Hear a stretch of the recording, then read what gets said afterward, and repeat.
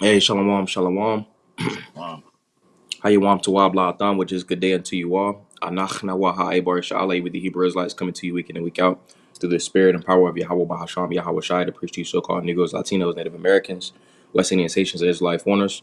Nachamatam, kayah, malakwat hashamayim, kwara, repent ye for the kingdom of heaven is in hand. First and foremost, before we get started, we go ahead and give all praises, honor, and glory to Yahweh Bahasham, Yahweh Shai, Bahasham, Rochah, Wadash. While double honors to the elders and apostles of Great Millstone that taught us the truth and rule well. And much respect to you, bros, out there pushing this truth with all righteousness and sincere shalom, shalom. Shalom. So, essentially, as the lesson is entitled, it says the U.S. is falling, or excuse me, the U.S. is falling apart. All right, and ultimately, this lesson sparked my spirit. All right, when I seen this article on counterpunch.org. So, Baba Kushal, we can start with that. Okay. This is counterpunch.org. The United States is falling apart and the world is taking notice. It reads the United Right. And if I could add to that, as well, it says the U.S. is falling apart. And essentially it's coming by way of an implosion. All right, from the economy, all right, from the morality, the crime, all right, the pestilences. If you go to a lot of these metropolises, all right, Charlotte, Orlando, a lot of times you'll see rats and stuff like that crawling around in the city, and that's because it's a lot of infestation and pestilences, which essentially they're being comprised of, the plagues of the Lord. right. Real quick, this word implode in the free dictionary, it reads to collapse inward violently, to undergo a catastrophic failure. Um, that's pretty much it. To have an inward collapse, right? Because it's Hmm. all starting from inside. The outside forces are causing pressure, but the real thing that's destroying this place is what's taking place domestically, man. Right. So the Lord is doing a implosion before the explosion. Hmm. Pretty much. The implosion is inside. The inside the enterprise of America. You see, but then the explosion is going to come from them nukes. It's going to be a cleanup job. God. May I get something? Hmm. In 14 in verse 11, it says, Thy pomp is brought down to the grave, and the noise of thy viols. And when you go into that word pomp, it's pride, right? And one thing that coincides with, the demise of America is the loss in pride that people have toward the upkeep of society. People don't really care to really have an interest in the advancement of Babylon the Great. And even if they do, it's limited. They can't really, exercise their desires to try and restore America. Remember, as the scriptures tell us in Nahum 3 and 19, there's no healing of thy bruise, right? Verse 11 in the latter says, the worm is spread under thee and the worms cover thee, going into the corrosion, right? The destruction of society, as brothers is touching on, the moral decay, you know, all across the board, America is getting hit with those plagues, and it's pretty much demoralizing the people. And it's ultimately, like brothers are saying, it's the implosion that leads to the explosion. Hmm. I got this real fast. Zayah Shaya. This is Isaiah chapter 19 and verse 1. It says, "The burden of Egypt, behold, the Lord rideth upon a swift cloud, and shall come into Egypt, and the idols of Egypt shall be moved at his presence." And ultimately, the idols of Egypt are being, moved. All right, because essentially, the Lord Yahweh Shai, all right, is ultimately touching, the world, all right, and exposing, everything. So I'm gonna read this again in the latter. It says, "And the idols of Egypt shall be moved at his presence." And one of those idols, as you mentioned, Matazwan, going into these people's pride. A lot of people for so long they had that the sense of this place, wasn't going to, fall down. A lot of people had this again going into the pride. They ultimately felt as if they were living the correct way. You see, but prophecy is essentially touching the planet Earth, all right, and specifically America. So these people are having to reconsider and ultimately do other things, take other avenues just to get through the day to day. I.e., whether that's using Klarna to pay for DoorDash, putting food on layaway, using credit payments to get gas. A lot of people's reality is being changed. I'm gonna get Right. it. You go ahead. No, I was in agreement with you. I was just agreeing. Con. Finish it out. It says, Egypt shall be moved at his presence, and the heart of Egypt shall melt in the midst of it. And I'm gonna get this word for melt. And it says, what's the word for melt? It says masas. It says to waste away, to faint, to grow fearful. A lot of people are growing fearful. You know, a lot of jobs is being touched. You know, a lot of people are in the mindset of, all right, what's the hope in this place? All right, we're in the times of Ecclesiastes, the 12th chapter, all right, verse 1 to 4. You know, but it says that word for masas, which was the word for melt, H45 49, and it says, and it's a verb as well, if I can mention, because the thing about verbs, you know, it's an action, so that means that it's all right. It's essentially what's going on. You know, it's continually going on. So it says to liquefy, to figuratively to waste with disease. All right, ultimately going into that decay that we were talking about. It says to faint with fatigue. People are tired. You know, they're paying bills, the rat race. It says fear or grief. It says discouraged. People are very discouraged, you know. It says faint, be loose, melt away. It says refuse utterly. So pretty much people are in the mindset of being discouraged, you know, from what once was, you know, because before, all right, people might not have necessarily been, you know, diehard Americans, you know, but the mindset that they carried, you know, ultimately corresponded with the lifestyle that Esau pushed in America, Babylon the Great. You know, whether that was them being, you know, into sports, whether they was, you know, gamblers or whatever, you know, all of that is comprised in this place called America, Babylon the Great, which is confusion, you know. So essentially, they had their small piece in that confusion. All right, that gave them peace. You see, that comfortability that they had with the confusion, all right, is being taken away from them. You know, essentially, which that goes back to Isaiah the 19th chapter in the first verse, where the idols of Egypt shall be moved. You know, that pride is being, you know, removed. They don't have when we talk about pride in Hebrew, all right, it's a ga'ah, all right, that ga is a foot, the ah is strength. So foot strength, or your feet carry you, so carrying strength. You see, so nobody no longer has a leg to stand on. That leg is being removed. So they looking around like what the fuck, you know? So. Exactly. God. And what's powerful, you know, that's that stone, you know, is gonna hit the feet, you know, Hmm. referencing the Nebuchadnezzar's dream. You know, Yahweh Shai is literally he's taking away all of the pride of the heathen, you know, from nation to nation.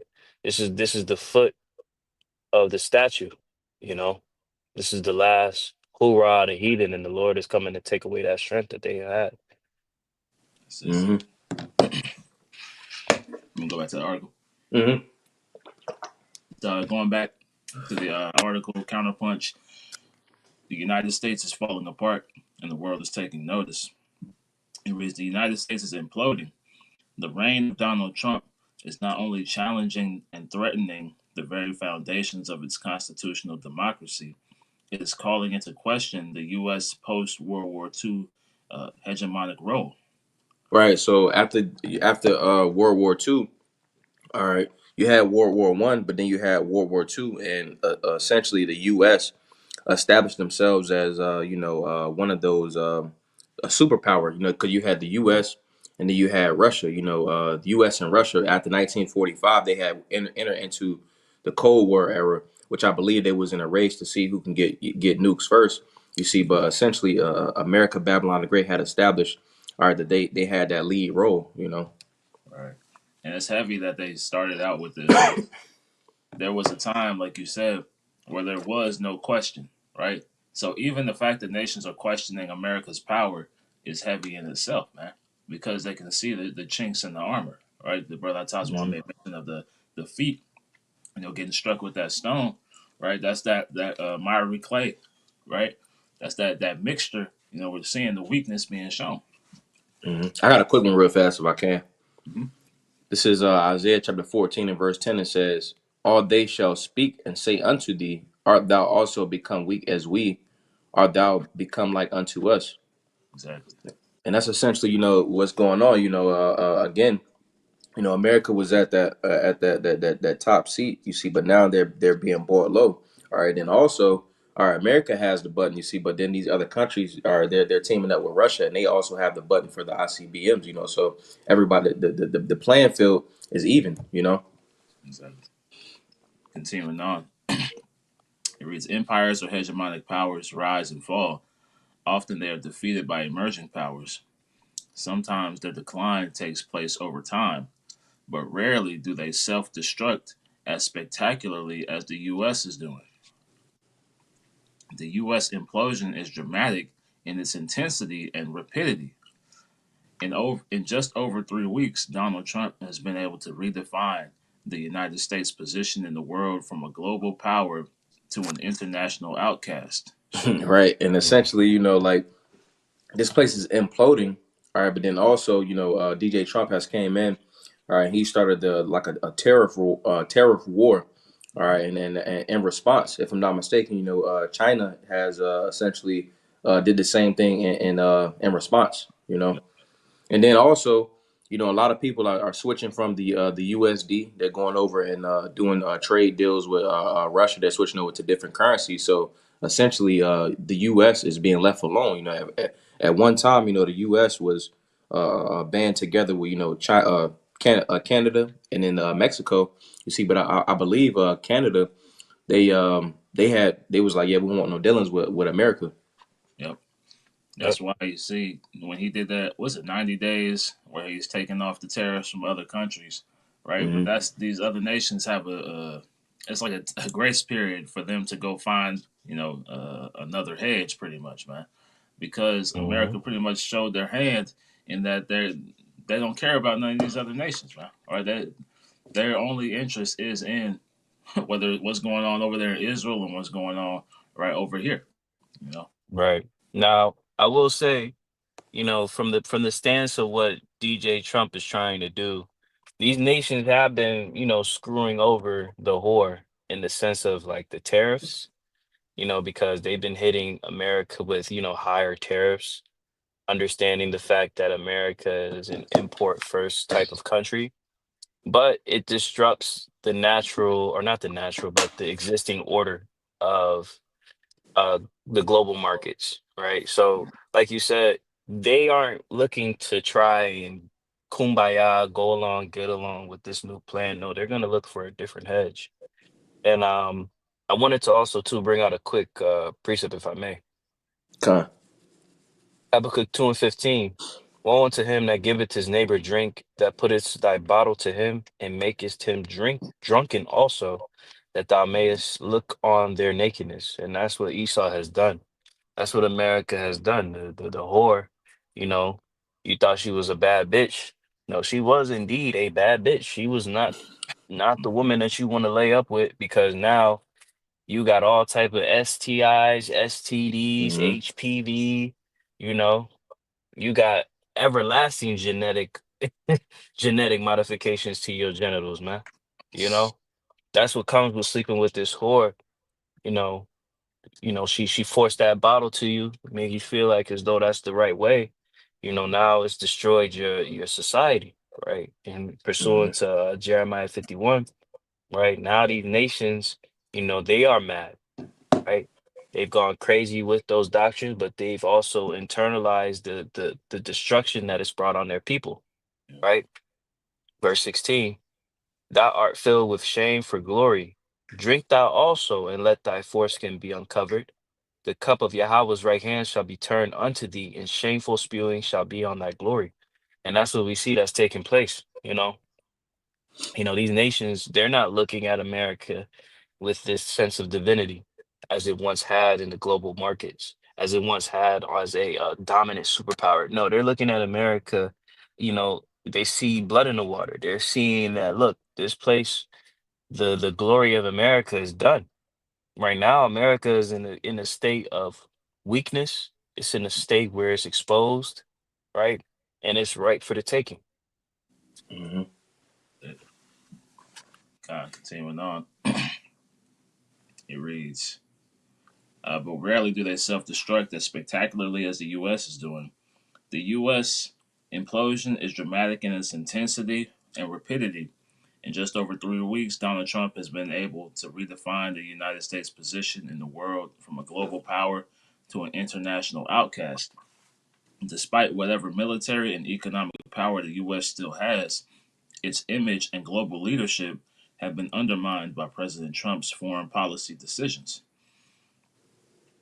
The Con, world, cause I'm gonna read that part back. It says, despite whatever military and economic power the U.S. still has, its image and global leadership have been undermined by President Trump's foreign policy decisions. So pretty much the because right now, I mean, America is weakening, you see, but it still has some type of it still has a little bit of power as this article is going into. You see, and that power essentially is being taken away, all right, from the decisions and tariffs and stuff like that from what DJ Trump is doing. So pretty much the power that they got has been made non void. You know, it's almost as if it's not there. Uh, Continuing on, it reads: the word implode is rarely used in international relations. The decline of empires or hegemonic powers is usually due to external forces. The Roman Empire fell because of a series of invasions by barbarian tribes. The Ottoman Empire fell because it aligned with Germany during World War I and was formally dismantled after the war because it had chosen the losing side. The United States is now in the throes of losing its global position by an implosion based on President Trump's policies. Internationally, Trump has been undermined. Trump has undermined the U.S.'s global image and influenced by systemically provoking allies, neutrals, and competitors. Besides targeted tariff threats and proposals for territorial expansion into Greenland, Panama, and Canada, the president has made two policy decisions that have led to a universal condemnation with major global repercussions. The first is his decision to put the United States Agency for International Development. While there are certainly inefficiencies in an institution that spent $38 billion in 2023 and operates in 177 different countries, AID has been fundamental in projecting a positive American image throughout the world. As an example of its outreach, Samantha Power, the former administration of AID, wrote the New York Times how out of the 38 billion spent, nearly 20 billion was for health programs, such as those that combat malaria, tuberculosis, HIV/AIDS, and infectious disease outbreaks. The humanitarian assistance to respond to emergencies and help stabilize war-torn regions. Other U.S. aid investments pay dividends in long term, such as giving girls a chance to get education and into the workforce on growing local economies. And this pretty much adds to it adds to the implosion. You know, at the upper part of this paragraph, it mentioned 38 billion. You know that costs money. You see, but then it also lists the the different diseases and stuff like that, which a lot of those is essentially made and manufactured by Esau Edom, which that's essentially leading forth, you know, to spending more revenue and putting this place into a pretty much to where that debt clock is essentially building up, you know, which the scriptures say. I'm gonna get it real fast. This is I got two. This is Bon Sirach, chapter 10 and verse 1. It says, a wise judge will instruct his people, and the government of a prudent man is well ordered. As the judge, I'm reading again, says, a wise judge will instruct his people, which the judge is ultimately, you know, a leader of a specific area. And it says, the government of a prudent man is well ordered. All right, this essentially is not, you know, being well ordered. America, Babylon the Great, you see, because the same problems that Esau is saying that he is ultimately working to solve, he's the one that is essentially creating those problems and issues and stuff like that, you know. Mhm. So I'm gonna get this too.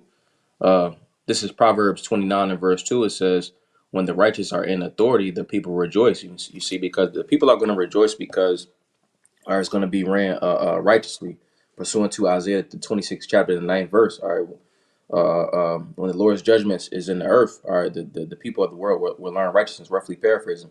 And this is what the world needs: true balance, true equity, and true righteousness. You see, because right now, Esau is essentially destroying everything, and that's essentially why his kingdom is imploding. But I'm finish this out. Proverbs 29 and 2, it says, when the righteous are in authority, the people rejoice, but when the wicked beareth rule, the people mourn, and everybody is mourning. You know. Uh, Real quick, this is Psalm 37 and verse 35. It reads, I have seen the wicked in great power and spreading himself like a green bay tree, right? So, like we read, they said that U.S. aid they operate in 177 countries, man, right? So the point is not them trying to assist these countries. It's like it says, it's to spread their influence, right, and to project a positive American image throughout the world, man. Right. So they're spreading, like the brother have brought out, right? They're making their neighbors drunk, right? They're giving that bottle over to these nations through these philosophies, through these doctrines, through these customs, these ways, and the world is starting to take notice on the decay that happens as a result, man. Right? The lewdness and things of that nature that are embraced, right, and that causes internal strife within your countries, man, right? So this is what we're seeing. People start to turn away from America because they're seeing, it's starting to take its toll over here. So how much more, right, in their countries, man? You want me to keep going to that? Con. We can finish that out. Yeah, kind. So I gotta find where I was at. The whereas the aid example.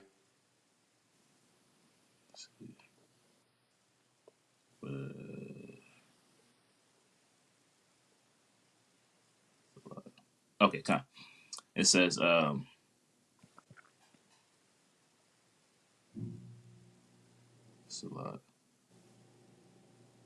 Samantha Power, the former administration of aid, wrote the New York Times how of the 38 billion spent, nearly 20 billion was for health programs such as those that combat malaria, tuberculosis, HIV/AIDS, and infectious disease outbreaks. The humanitarian assistance to respond to emergencies and help stabilize war-torn regions. Other U.S. aid investments pay dividends in long term, such as giving girls a chance to work and get an education and enter the workforce on growing local economies. Foreign assistance is all about human capital. It is crucial. It is a crucial element in projecting soft power. When President John F. Kennedy established aid in 1961, he said in a message to Congress, "We live at a very special moment in history. The whole southern half of the world, Latin America, Africa, the Middle East, and Asia, are caught up in the adventures of asserting their independence and modernizing their old ways of life.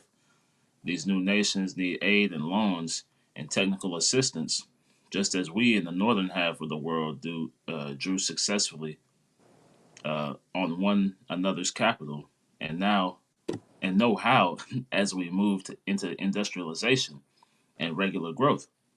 He acknowledged that the reason for the aid was not totally altruistic, for widespread poverty and chaos led to a collapse of existing political and social structures, which would inevitably invite the advance of a totalitarianism into every weak and unstable area. Thus, our own security would be endangered, and our prosperity imperiled. And going into that, right, we're seeing what Trump is doing is inviting that, right? The widespread poverty, the chaos, right? All this, Mhm. with the tariffs and the economic downturn, is allowing that advancement of the totalitarian system, right? That they want to push forward, with the MOTB and this NWO agenda, man. Shit. It Yeah, I get says, something for you right quick, bro. God, God. This is Micah chapter 2 and verse 1. It says, woe to them that devise iniquity and work evil. And it's for you, bro. Woe to them that devise iniquity and work evil upon their beds. Mhm. When the morning is light, they practice it because it is in the power of their hands. Right. So the whole thing, these are all things that they've drawn up. These are all plans that they've put together, right? In these crafty counsels, like the scriptures talk about, right? And like it said this is not a totally altruistic, agenda, right? So from the beginning, they had ulterior motives with these plans, man, right? They Hmm. just really wanted to get a foothold in these places so they could more easily control, man. Up. Verse 2. And they covet fields and take them by violence, Hmm. and houses and take them away. So they oppress a man in his house, even a man in his heritage. Exactly, and that's what we see take place, right? The westernization of the globe, right, started with programs like the U.S. aid program, right? That Hmm. spread of influence across the earth, you know. I had a quick one too. This is Habakkuk chapter 2 and verse 5. It says, "Yet also because he transgress, transgressed by wine, he is a proud man," in which that wine goes into philosophy. It says, "He is a proud man, neither keepeth at home, who enlargeth his desire is as hell, and is his death, and cannot be satisfied, but gathereth unto him all nations, and heapeth unto him all people." All right, and this is essentially the process that Esau has taken. You know, he has went out and created embassies, diplomacies, and stuff like that. All right, he's made it to where the U.S. is seen as a melting pot. You know, of every type of every nation is in America, Babylon the Great. Essentially, the point that I wanted to get was it says neither keep it at home. You know, when we seen in the time of Greece, they had what was Hellenization at that period of time. You know, where they were Hellenizing Jake. You see, and then Hmm. also, you know, they was conquering different parts of the known world at that specific time. You see, which Westernization is nothing more than Hellenization times two. You know, so this man can never be cognizant of the problems that he has here in America, Babylon the Great, and that's essentially why, you know, his hegemony is imploding. That's why it's being destroyed. You see, because it's a lack of morality over here. All Mhm. right, they're not cognizant of the problems that they face. All right, it's a lot of roads and stuff that's not being fixed. All right, it's homeless veterans. All right, and all across the board, you know, he's essentially worried about problems elsewhere. You know. Right. You Right. even go into like, these new constructions and things of that nature, right? The skipping corners, right? In regards to the establishing right places to live for the the populace here, right? Like you said, the infrastructure is collapsing, right? Everything is getting worse, right? Everything is starting to show its weakness and starting to show right the signs of decay. Hmm. Because this place isn't rooted in a righteous way, man. Right? And we watch the morality tank right year after year, man. Yep. If I could add too, because it's the same way Rome went out. This is Rome 2.0. It says, "Yeah, also because he transgresseth by wine, he is a proud man, neither keepeth at home, who enlargeth his desire is as hell, and his death, and cannot be satisfied, but gathereth unto him all nations, and heapeth unto him all people." And that's the same way, you know, Rome went out. It was spreading themselves too thin. You know, he's not trying to mow his grass. He's not trying to keep up with his grass. You know, he's essentially worried about the next come up. You know, Esau is worried about, okay, when he said those weapons of mass destruction in like Afghanistan and Iraq and stuff like that. You know, which it wasn't. He just made that up because he wanted to conquer. He wanted to use that specific area for his own purposes, and that's just how he gets down. That's what he did. You know, with Rosewood. You know, that's what he did with the different Jake settlements, which he just really wanted to use those areas for his use. You know. So Yep. continuing on, it reads all programs of assistance to undeveloped nations must continue because the nation's interest and the cause of political freedom require it. The fear of communism was obvious in 1961. The motivation behind U.S. foreign assistance is always humanitarian and political at the same time. The two can never be separated.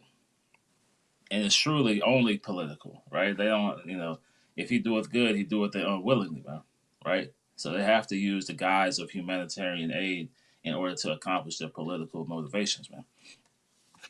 It says, today the United States is competing with China and its Belt and Road Initiative for global influence. Trump's freezing and defunding U.S. foreign assistance is not a defeat to China. It is a default, a no-show. Defunding and freezing foreign assistance affects millions of people throughout the world and invites even allies to look to China as a partner in trade and development.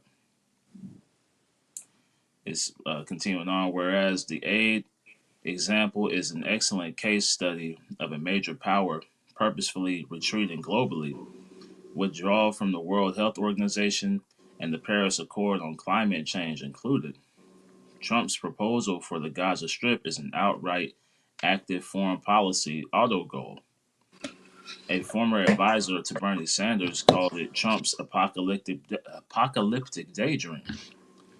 Trump's insistence that the United States will take control of Gaza, uh, evicting almost 2 million people from their homeland in order to create a place better than Monaco, the Riviera of the Middle East, has generated international condemnation.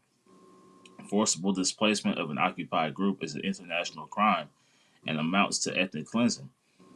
Navi Pillay, chair of the United Nations Commission of Inquiry on Occupied Palestinian Territory, told Politico, "There is no way under the law that Trump could carry out the threat to dislocate Palestinians from their land," she said. I got a quick precept. This is in which it said Trump's apocalyptic daydream, in which apocalyptic essentially goes into the revelation of Yahweh Shai. All right, ultimately showing us that we in those times.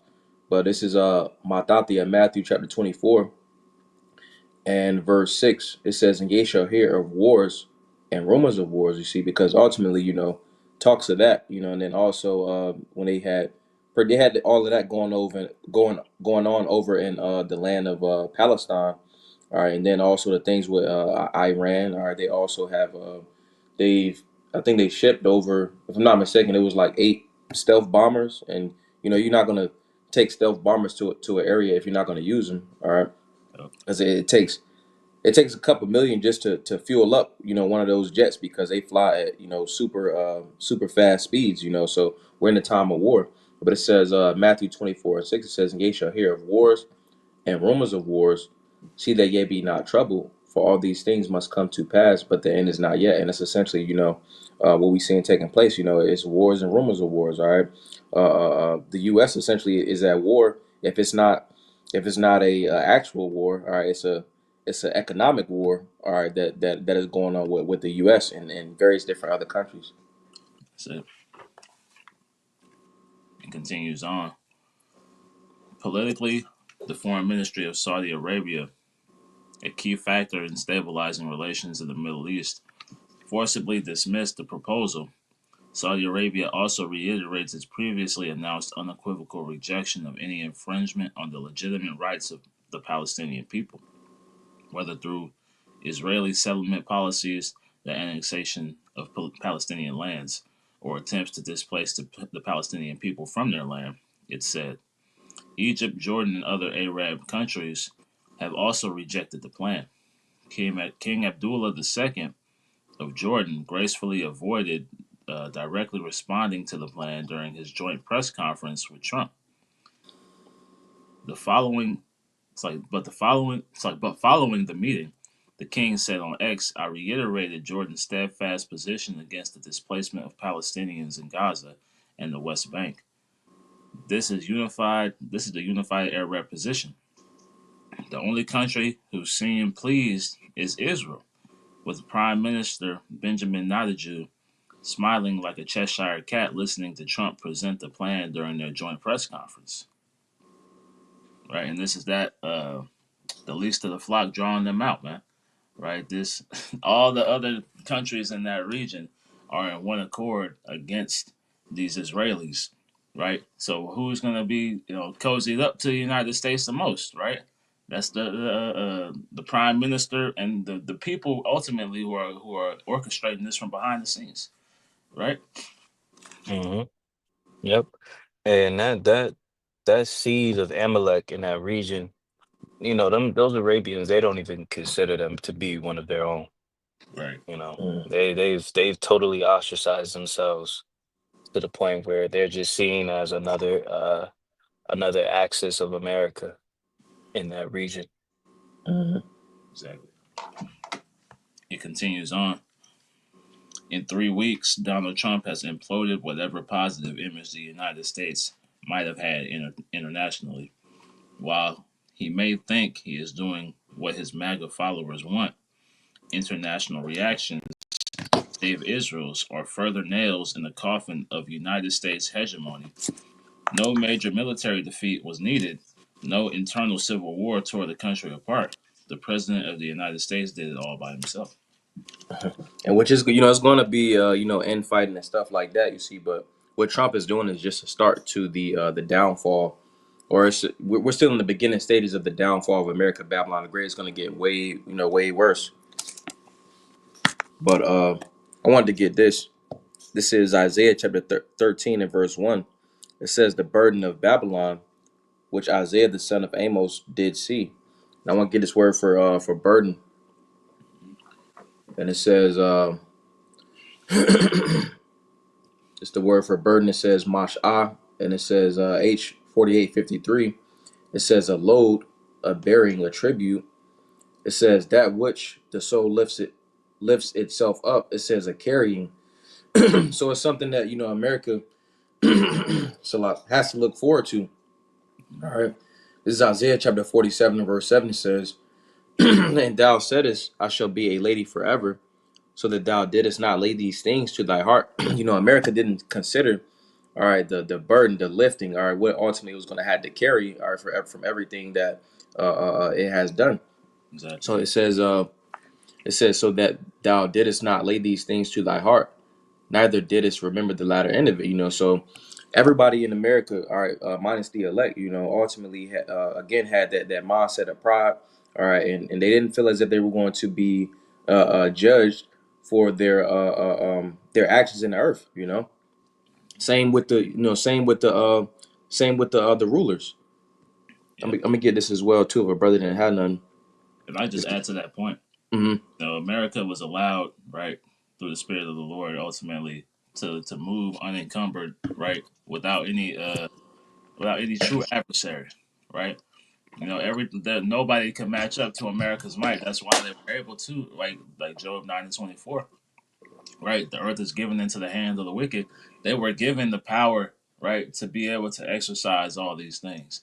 And in the same breath, they were given that power, which gave them the pride to think that they could continue on in this way forever, man.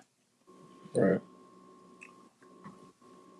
I'm gonna get two. This is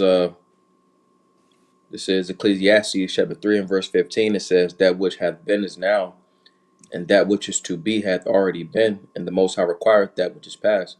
So the Lord requires an account, all right, for all the atrocities and things done in the world. You see, and America isn't exempt from that judgment. So I'm gonna get this too, because the scriptures mention that this place is called Maratayam. So this is Jeremiah chapter 50 and verse 21. It says, "Go up against the land of Maratayam, even against it, and against the inhabitants of Pakwawad, waste and utterly destroy after them, saith the Lord, and do according to all that I have commanded thee." And when we go into this word for Maratayam, it says root word is mar or mara, and essentially that goes into something that's bitter or something that's rebellion. But Maratayam is double rebellion. It's another name for Babylon. And the Lord is a just power. The Lord gives just rewards. You see, so being that this place is known as double rebellion, where it's the spirit that double rebellion is also the name for double, or excuse me, Ra is the same word with rebellion. All right, rebellion. All right, it's also synonymous with bitterness. That's why when we go to scriptures like Proverbs, the fifth chapter, could brother get Proverbs 5, Baba Kasha? Because again, this place is known as Maratayam. You see, so the double rebellion, that double rebellion is going to be met with double bitterness. This place is going to be utterly destroyed. Yeah, and right before that, the implosion is taking place. That's it. What So you verse want did you want in that? It was verse 4. Proverbs 5 and 4. But her end is bitter as wormwood, sharp as a two-edged sword. So wormwood is a very bitter herb. You'll take it, to cleanse out the parasites. You see, so America again is known as that double rebellion, you know. So being that it wanted to rebel, or it's going to receive of double bitterness, or pursuant to Revelation. I'm gonna get that real fast. Revelation chapter 18, and we'll get verse verse 5 or verse 4.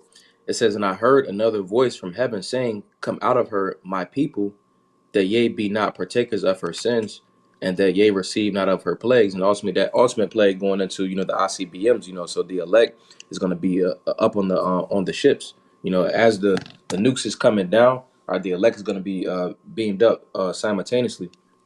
So it says, "For her sins have reached unto heaven, and the Most High hath remembered her iniquities." All right, that's Ecclesiastes 3:15. You know, the Lord requires that which is past. Verse 6: "Reward her even as she rewarded you, and double unto her, double according to her works. In the cup which she hath filled, fill to her double." You know, so again, this place is that double bitterness, maratayam. You know, so it's going to receive of the works that she has put out. All right, and that's going to be destruction, and that ultimate cleansing, which is going to be the ICBM nukes. Right. Hey, when you read this in the NLT, it says she brewed a cup of terror for others. Right. So we're Mm. watching the nation that, right, like the scriptures talk about. I don't know if a brother could get it. Well, that continual stroke. Mm-hmm. Right. I'll grab it. Right. It says she brewed a cup of terror for others, so brew twice as much for her. Right. So this is like the brother may mention, man. Right. This is what we're seeing take place in the earth. Right. It's the beginning of that bitterness. Right. You know, that of them starting to drink that cup. Right. It's just touching their lips right now. Right. But soon they're gonna Mm-hmm. have to drink the fullness of it, man. Right. And the dregs as well. Right. That Got shit ain't even hit the stomach yet. right. This is Isaiah 14:6. It says, "He who smote the people in wrath with a continual stroke, he that ruled the nations in anger, is persecuted, and none hindereth." Right. That's part of that bitterness, man. Right.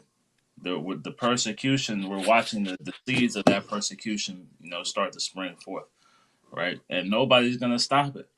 That's why when you read the end of Isaiah 47, it says, "Those who were with thee in thy youth, right, that did merchandise with thee, right, shall say, actually, let me get it. You want Isaiah 14? 47. I got it I, right. I get it. I got it. Okay. It's Isaiah 47 and 15. Thus say, Thus shall they be unto thee with whom thou hast labored, even thy merchants from thy youth. They shall wander every one to his corner, none shall save thee. So that's how the rest of the world is looking at America right now. Right? They're relishing in watching the destruction take place.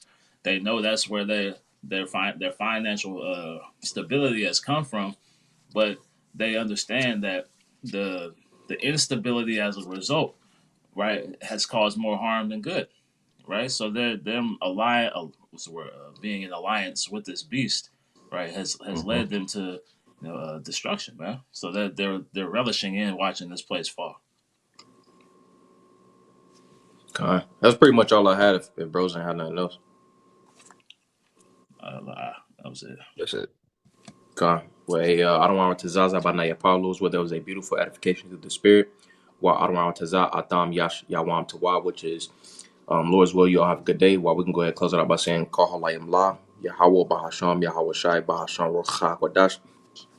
While double honors to the elders and apostles of Great Millstone that taught us his truth and rule well. And much respect to you, brothers out there pushing the truth with all righteousness and sincerity. Shalom, shalom. Shalom. Shalom.